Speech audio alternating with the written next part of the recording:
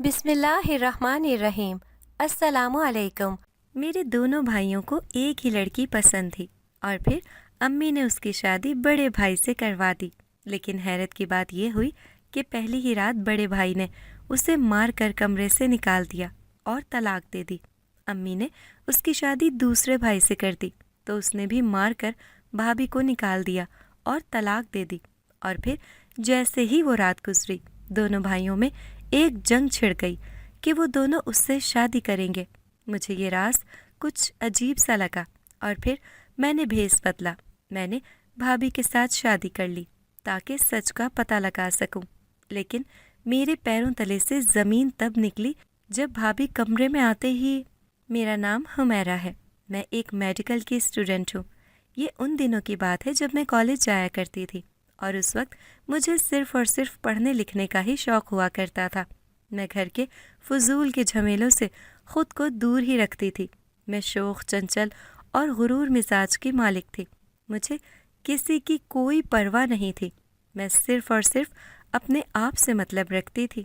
مجھے کوئی شوق نہیں تھا کسی کی بھی زندگی میں کوئی مداخلت کرنے کا، لیکن پھر ایسا ہوا کہ نہ چاہتے ہوئے بھی مجھے اپنے گھر کے معاملات میں مداخلت کرنی پڑ ہی گئی تھی۔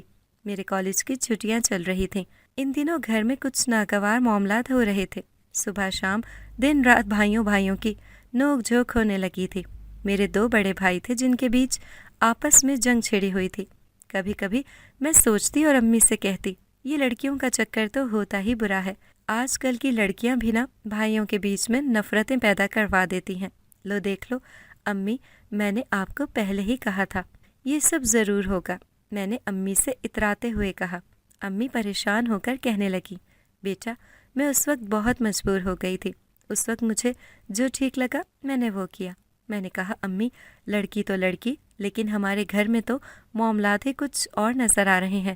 ایک نے شادی کی، پھر طلاق، دوسرے نے کی تو بھی طلاق، اور اب دونوں کے بیچ یہ جنگ اسی لڑکی کو لے کر دونوں بھائی، میری تو سمجھ سے ہی باہر ہے۔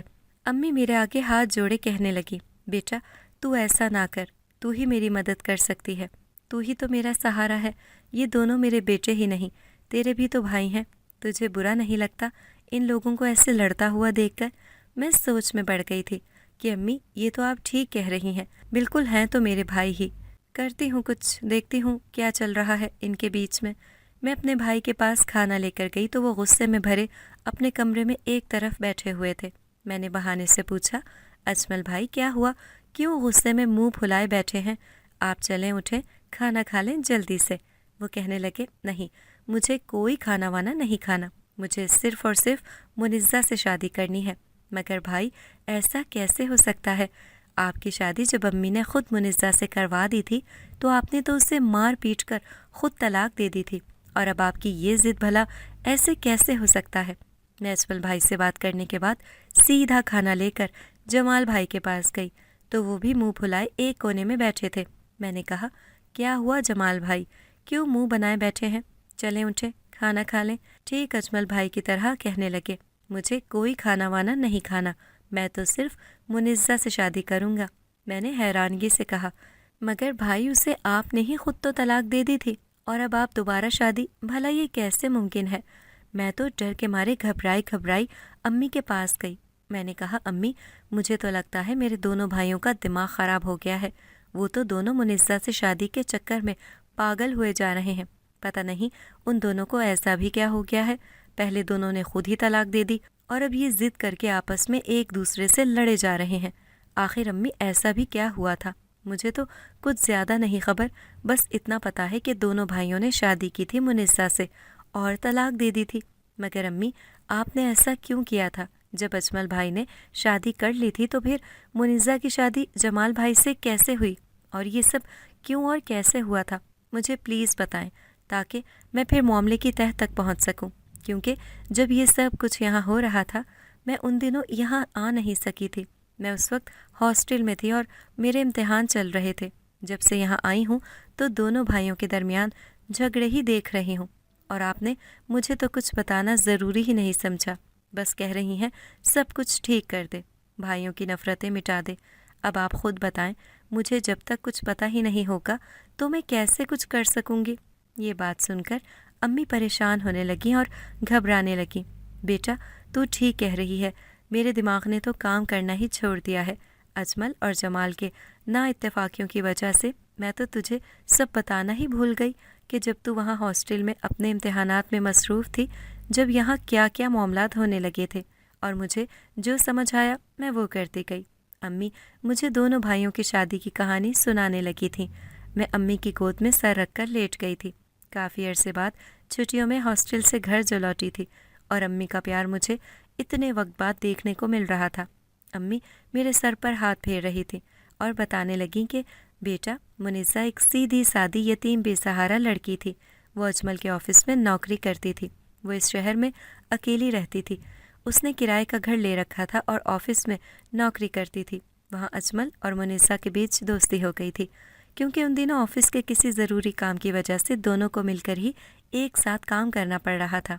वो क्या कहते हैं ना, वो को साइट वर्क, जिसमें लड़का लड़की एक साथ मिलकर किसी प्रोजेक्ट पर काम करते हैं। वो तो समझ गई ना बेटा, मैं तो ज़्यादा पढ़ी लिखी हूँ नहीं। मैं हंस पड़ी। अरे हाँ हाँ अम्मी, आगे क्या हुआ फिर बताएं।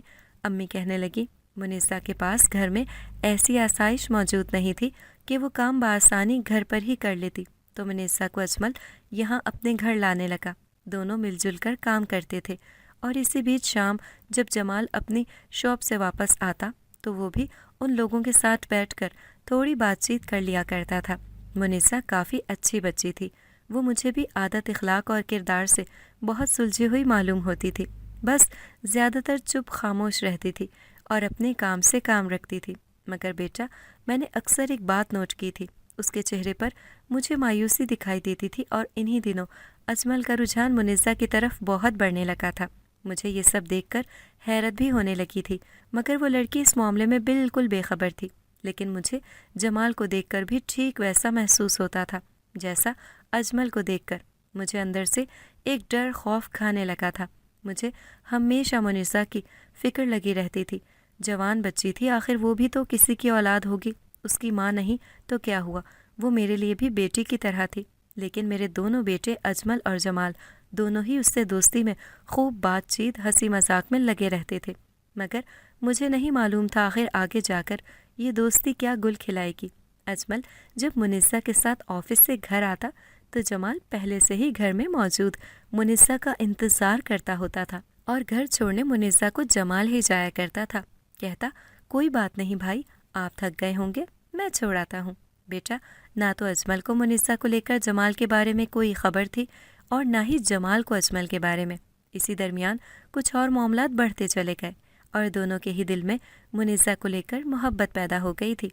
मैं माँ थी, मुझे अच्छे से मालूम था कि आगे इसी बात को लेकर बहुत हंगामा होने लगेगा अगर वक्त रहते कोई अच्छा फैसला नहीं किया गया तो। एक रोज़ मुनीसा के जाने के बाद मैंने जमाल के सामने अजमल और मुनीसा का जिक्र छेड़ते हुए कहा कि बेटा जमाल, मुझे लगता है कि अब मुझे अजमल की शादी के बारे में ही सोचना होगा। और तुझे पता है, मुझे तो लगता है अजमल मुनीसा को पसंद करता है और मुनीसा भी। मुझे तो वो लड़की अपने अजमल के लिए बहुत पसंद है। तो क्या ख्याल है तुम्हारा, हम बात आगे बढ़ाएं? अजमल भाई और मुनीसा की शादी के बारे में उन दोनों से बात करें। मैंने वक्त रहते ही जमाल के जज्बात आगे बढ़ने से पहले ही उसके जहन में ये बात डाल दी थी और अच्छा ही हुआ, क्योंकि जमाल ने अपने जज्बात को दिल में ही दबा लिया था और मुनीसा और अजमल की बात को तस्लीम कर लिया था। मैंने मुनीसा और अजमल से ये बात कर दी थी कि अगर तुम दोनों को कोई एतराज़ नहीं तो तुम दोनों की शादी कर दी जाए। ये सुनकर दोनों ही बहुत खुश हो गए थे। मुझे जमाल के चेहरे पर मायूसी दिखाई दे रही थी, मगर मेरा फ़ैसला उस वक्त बिल्कुल ठीक था, क्योंकि मुझे लगता था कि मुनीसा सिर्फ अजमल को ही पसंद करती थी, ना कि जमाल को। और ठीक इसी दौरान मैंने 2-4 लोगों के दरमियान ही निकाह का फ़ैसला किया और सादगी से दोनों की शादी का फ़ैसला किया। वैसा ही हुआ, मुनीसा और अजमल का निकाह हो गया था। मैं मुनीसा को अपने घर रुखसत करके घर ले आई थी। मुझे बहुत ताज्जुब हुआ। मैंने ये सब सुनकर कहा, अम्मी, क्या मुनीसा बिल्कुल अकेली थी? उसकी शादी के लिए उसका कोई रिश्तेदार मौजूद नहीं था? अम्मी कहने लगी, हाँ हाँ बेटी, उसके रिश्ते की कोई दूर की एक आंटी थी जो शादी के लिए मुझसे बातचीत करने आई थी और उन्हीं के कहने पर मैंने सादगी से निकाह और साथ ही रुखसती का फ़ैसला कर लिया था। मगर बेटा, वो आंटी मुझे बहुत ही अजीब लगी थी। ایک تو وہ بالکل پردے میں رہتی تھی، کہتی میں شرعی پردہ کرتی ہوں اور کسی بھی غیر لوگوں کے سامنے نہیں آتی، کیونکہ غیر مرد اجمل اور جمال اس کے لیے دونوں ہی تھے۔ پر مجھے کیا، وہ جو بھی تھی، جیسی بھی، وہ منزہ کے لیے اس کی آنٹی تھی۔ بس شادی کی رات نہ جانے ایسا کیا ہوا کہ اجمل کے کمرے سے چیخو پکار کی آوازیں آنے لگیں۔ میں اور جمال فوراً ہی گھبراتے ہوئے باہر نکل آئے تو کچھ دیر بعد ہی منزہ روتی ہوئی باہر نکل آئی اور ڈری ڈری سہمی دکھائی دے رہی تھی۔ میں نے اسے پکڑا۔ کیا ہوا بیٹا؟ منزہ سب خیریت ہے نا؟ تو وہ میرا ہاتھ چھڑا کر بھاگ کر گھر سے نکل گئی تھی۔ کچھ دیر بعد میں نے جمال کو بھیجا کہ جاؤ بیٹا دیکھو کیا ہوا ہے، منزہ اس وقت اس حال میں گھر سے نکلی ہے، کہیں کچھ غلط نہ ہو، تم اسے تلاش کر کے لے آؤ، میں یہاں اجمل سے بات کرتی ہوں کہ ان دونوں کے بیچ ایسا کیا ہوا تھا۔ میں نے اجمل سے پوچھا سب خیریت ہے نا؟ تم نے منزہ کو مار پیٹ کی ہے؟ وہ کہنے لگا ہاں، میں نے منزہ کو مار پیٹ کر کے گھر سے نکال دیا ہے اور اسے طلاق دے دی ہے۔ یہ سن کر تو میرے ہوش ہی اڑ گئے تھے کہ نہ جانے شادی کی پہلی رات ایسا بھی کیا ہو گیا کہ اجمل نے اپنی دلہن کو طلاق دے دی۔ میں تو سر پکڑ کر بیٹھ گئی تھی اور اجمل نے خود کو کمرے میں بند کر لیا تھا۔ تھوڑی ہی دیر میں جمال بھی تھکا ہارا گھر لوٹ چکا تھا اور کہنے لگا امی میں نے سب جگہ تلاش کیا مگر منزہ کہیں نہیں ملی۔ امی آپ نے اجمل بھائی سے بات کی؟ آخر کیا ہوا تھا ان دونوں کے درمیان؟ کیونکہ منزہ تو کافی ڈری ڈری اور سہمی ہوئی لگ رہی تھی۔ اس کا ایسا رویہ میں نے پہلے کبھی نہیں دیکھا۔ آخر کوئی تو بات ہے اس کے ساتھ، کچھ تو غلط ہوا ہے۔ اجمل بھائی سے مجھے ایسی امید بالکل نہیں تھی۔ اتنی دیر میں امی چیخ پڑی کہ اجمل نے منزہ کو مار پیٹ کی ہے اور اسے طلاق دے دی ہے۔ یہ سن کر جمال کو بھی شدید صدمہ لگا اور وہ بھی حیرانگی سے امی کی طرف دیکھنے لگا۔ میں اور جمال اجمل کی اس ناگوار حرکت سے بالکل حیران تھے۔ اس دن کے بعد سے اجمل نہ تو ہم سے بات کرتا تھا اور نہ ہی کوئی ہنسی مذاق اور نہ کوئی بات، وہ بالکل چپ خاموش رہنے لگا تھا۔ میں تو ماں تھی، میرا دل اجمل کو لے کر بھی بہت پریشان ہوتا تھا اور ساتھ ہی مجھے منزہ بچی کی بھی فکر لگی رہتی تھی۔ نہ جانے وہ بچی کیسی ہوگی، کس حال میں ہوگی۔ میرے بیٹے نے تو شادی کی رات ہی اسے طلاق دے کر اس کی زندگی کو تباہ و برباد کر دیا تھا اور میں اس کے ساتھ یہ سب نہیں ہونے دے سکتی تھی۔ آخر اس کی جگہ میری بیٹی مریم ہوتی تو اس کے ساتھ یہ سب ناگوار معاملات ہوئے ہوتے تو مجھے فوراً اپنی بچی تیرا خیال آ گیا تھا۔ میں نے اگلے روز منزہ کے گھر جانے کا ارادہ کیا اور اس کی خیریت معلوم کرنے چاہی۔ میں اگلے روز جب منزہ کے گھر پہنچی تو میری آنکھیں پھٹی ہی رہ گئی تھی۔ منزہ تو بستر میں لیٹی ہوئی تھی، اسے شدید بخار تھا، وہ بخار کی شدت سے تڑپ رہی تھی۔ مجھے کچھ عجیب لگا جب منزہ زور زور سے چیخ رہی تھی اور چلا رہی تھی اور نہ جانے کیسا عجیب سا برتاؤ کر رہی تھی۔ مجھے منزہ کو اس حالت میں دیکھ کر شدید صدمہ لگا۔ اس کی آنٹی نے جب بتایا کہ اس کی طلاق کے بعد سے یہ حالت ہوئی ہے، یہ تو اجمل کو بے حد پسند کرتی تھی، مگر اجمل نے شادی کی رات ہی اس سے کہہ دیا کہ اس نے زبردستی دباؤ میں آ کر اس سے شادی کی ہے اور وہ کسی اور لڑکی کو پسند کرتا تھا اور اسے خوب مارا پیٹا اور اس کی یہ حالت کر دی۔ یہ صدمہ برداشت نہ کر سکی اور اپنے ہوش و حواس کھو بیٹھی۔ میں نے منزہ کی آنٹی سے خوب معافی تلافی کی اور منزہ کی ذمہ داری خود لی کہ میں اس کی زندگی کو تباہ نہیں ہونے دوں گی۔ اس کی شادی میں خود اپنے جمال سے کرواؤں گی۔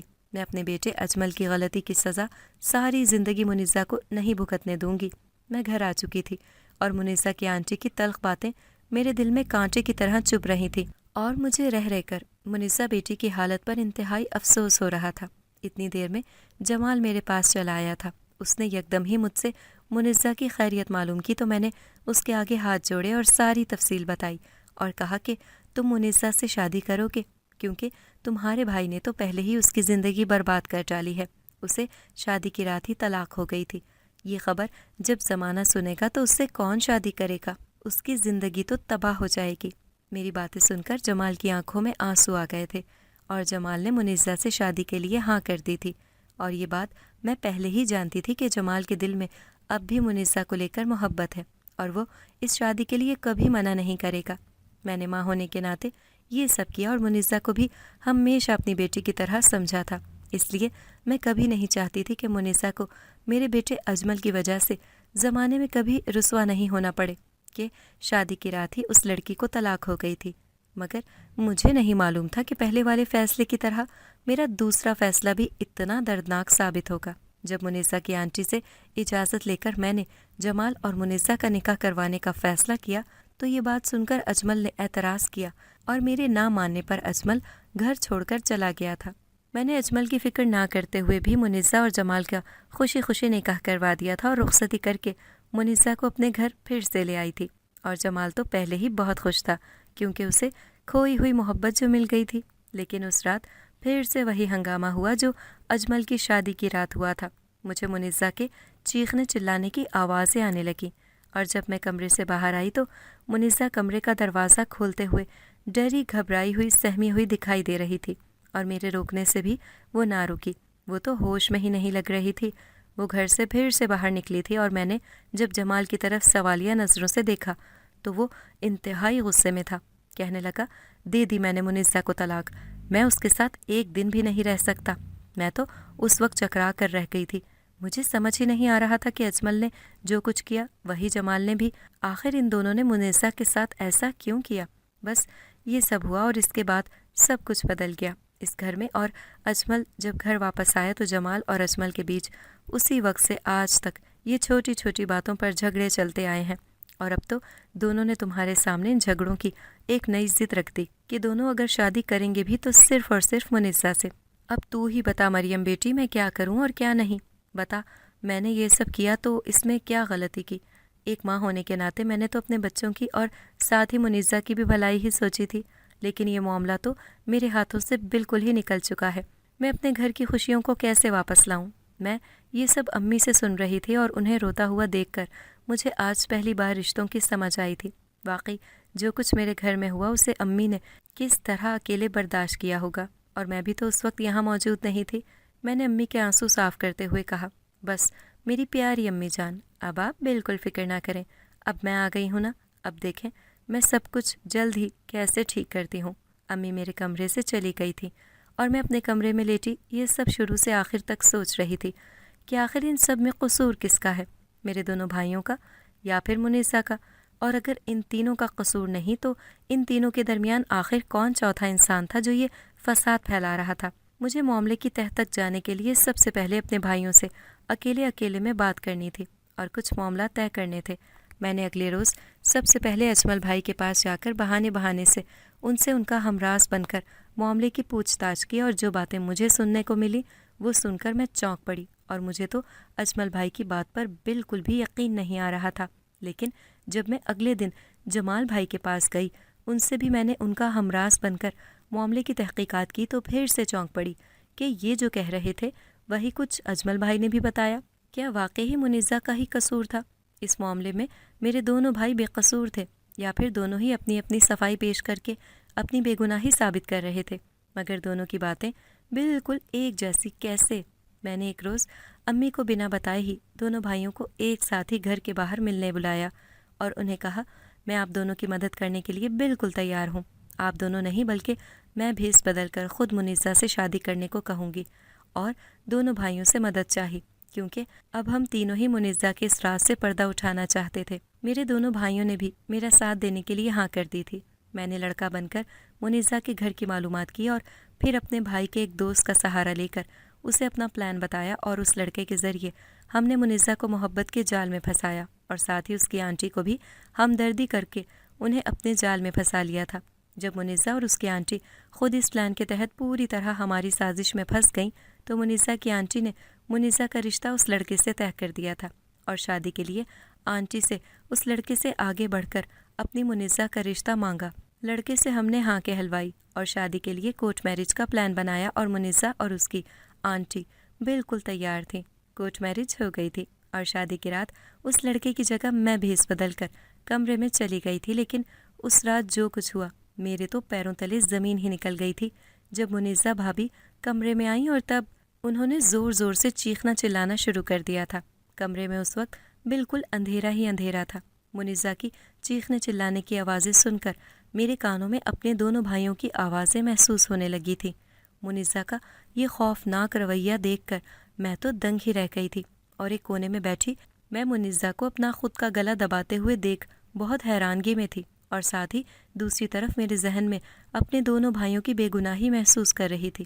مگر منیزہ یہ سب کیوں کر رہی تھی اور کس کے کہنے پر؟ مجھے منزہ کا یہ ڈراؤنا اور دردناک رویہ دیکھ کر بہت تعجب ہو رہا تھا، مگر کچھ تو ان سب کے بیچ گڑبڑ تھی جو میں دیکھ نہیں پا رہی تھی۔ میرے بھائیوں نے تو اس وقت منزہ کا یہ عجیب و غریب منظر دیکھ کر اسے طلاق دے دی تھی، مگر میں اس وقت بڑی مشکل سے ہی منزہ کو سنبھال رہی تھی، اور پوری رات جب میں نے یہ منزہ کی حالت دیکھی تو میں چونک پڑی۔ مگر رات اچانک مجھے منزہ کی آنٹی کا فون آیا تھا، اور انہوں نے مجھے وہ لڑکا سمجھ کر جس سے انہوں نے منزہ کی شادی کی تھی یہ انجیکشن کے بارے میں بتایا اور کہا، میں جانتی ہوں تم کس حال میں ہوگے، میں تمہیں کل سارا سچ بتاؤں گی، بس اس وقت تم وہ انجیکشن منزہ کو لگا دو، وہ کچھ دیر میں سکون سے سو جائے گی۔ اور میں نے منہ سے بنا کچھ کہے وہ ساری بات سن کر تھوڑی دیر بعد وہ انجیکشن جو پہلے سے ہی منزہ بھابھی کی آنٹی نے منزہ کے پرس میں رکھ دیا تھا، میں نے وہ نکالا اور لگا دیا۔ کچھ ہی دیر میں منزہ سو گئی تھی اور میں پوری رات صدمے میں رہی کہ یہ معاملہ آخر وہ نہیں تھا جو میرے دونوں بھائی سمجھ رہے تھے۔ معاملہ تو بہت ہی نازک ترین تھا۔ اب بس صبح ہوتے ہی ہمیں منزہ بھابھی کی آنٹی سے ملنے کا انتظار تھا۔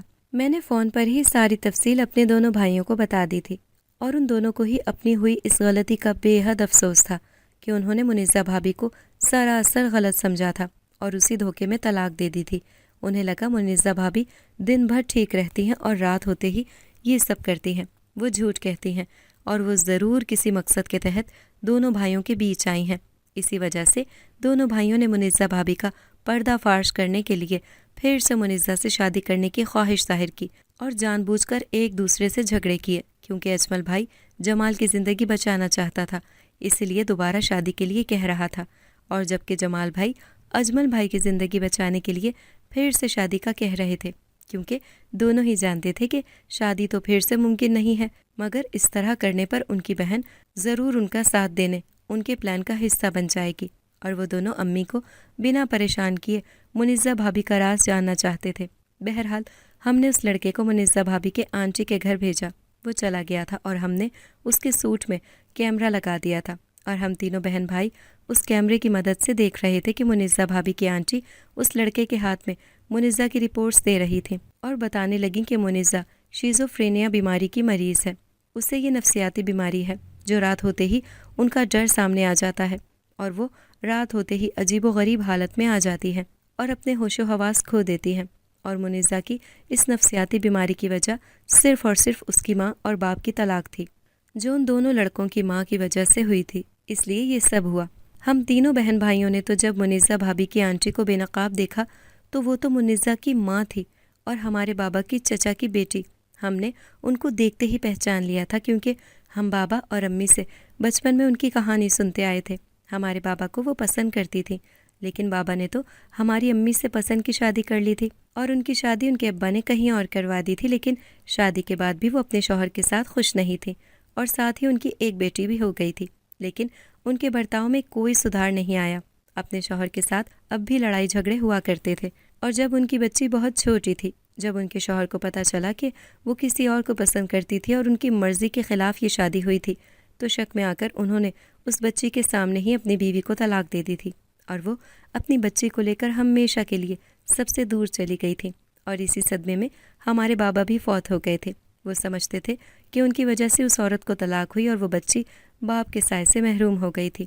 ہم تینوں کو آج سمجھ آیا تھا کہ وہ آنٹی اور کوئی نہیں بابا کی وہی کزن تھی جنہیں طلاق ہوئی تھی، اور وہ بچی اب بڑی ہو گئی تھی، اور وہ بچی اور کوئی نہیں منزہ بھابھی تھی، جو سالوں کے علاج کے باوجود بھی اس نفسیاتی بیماری میں مبتلا تھیں، اور اس بات کا بدلہ لینے کے لیے وہ منزہ بھابھی کو لے کر ہمارے گھر کا چین اور سکون برباد کرنے واپس آئی تھیں۔ ہم تینوں نے گھر جا کر ساری تفصیلات امی کو بتا دی تھیں۔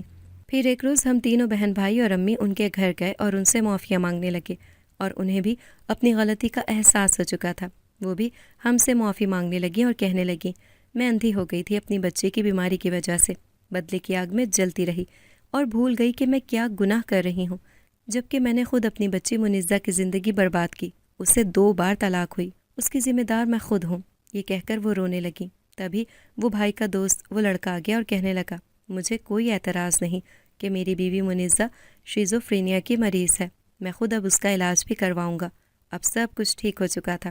منزہ کی شادی تو پہلے ہی اس لڑکے سے ہو گئی تھی، اور منزہ کا اچھے ہسپتال میں علاج شروع ہو گیا تھا، اور منزہ کی امی اور امی ساتھ ہی رہنے لگے تھے۔ میرے دونوں بھائیوں کی شادیاں بھی ہونے والی تھیں۔ ہم نے ان کے رشتے بھی لگا دیے تھے اور مجھے اپنے ہاسٹل واپس جانا تھا۔ میرے فائنل کے امتحان ہونے والے تھے۔